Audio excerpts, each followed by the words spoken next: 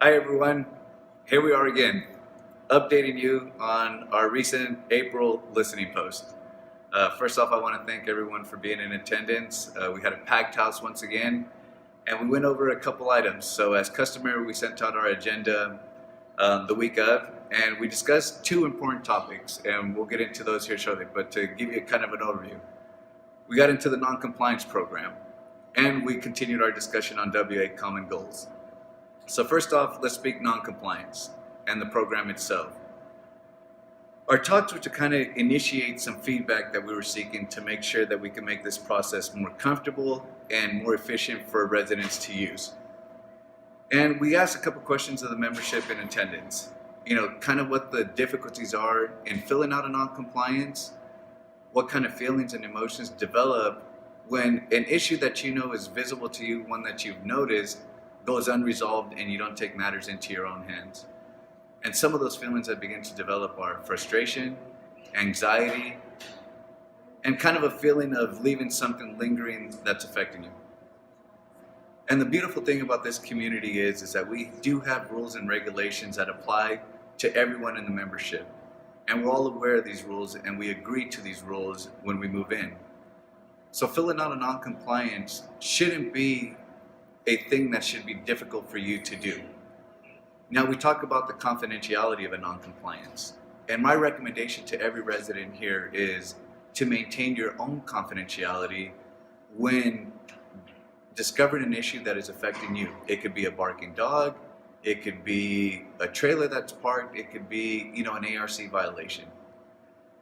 But to maintain confidentiality or to ensure confidentiality even more, you don't have to speak to anyone about that issue. The issues that are your issues for you to resolve, and we have the mechanism for you to be able to resolve them. Now, vice versa, if you receive a non-compliance, our first reaction is to get frustrated and wonder why we're receiving this non-compliance. Well, you have the ability to address that in a positive way as well too. Because if you feel like you've been mistakenly reported, you have the ability to respond in that non-compliance and explain the circumstances that you believe are correct. So when we're dealing with these non-compliances, let's take a moment to pause and reflect and make sure that we're taking the measures to ensure that this is comfortable for each and every one of us.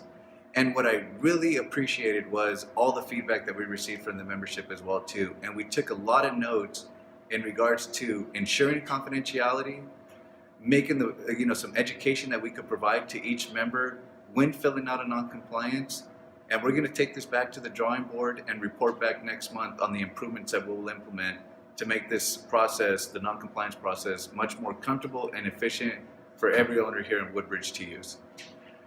Now, if you have any suggestions, I would love to hear from you. So if you have a suggestion on what can we improve and you weren't in attendance for listening post, feel free to send out an email to myself. My contact information is on the portal, or you can call the front desk at 824-7581. And we could speak, and I would love to hear from you on if you have experienced something through the non-compliance process or you have a suggestion. I'm all ears because we want to get as much feedback as we can. Now we'll move on to our next topic, which was our continued discussion for WA Common Goals. Now, when we were speaking about WA Common Goals last month in March, and we continued here again in April, we were trying to identify what's the commonalities that we have here in Woodbridge as a membership. And those items range from activities, maintenance, fiscal responsibility, safety and security, consistency, are some of the key words. Now, those are the things that we want, but what are the things that best describe Woodbridge and the Woodbridge Spirit? You hear me talking about the Woodbridge Spirit in articles and listening posts, and anyone that speaks with me from new resident orientation and beyond, you'll always hear me refer to the Woodbridge Spirit. But what identifies the Woodbridge Spirit? Is it friendliness? Is it community? Is it compassion? Is it love? Is it family? All these words describe, in essence, what Woodbridge stands for. And as we continue to combine our common goals with what best describes, we bring these things together to create a mission statement. And our mission statement, from listening to the feedback from the members in attendance, is something that's going to identify what Woodbridge stands for and what we seek to accomplish. And what we want to do is we want to hear your feedback.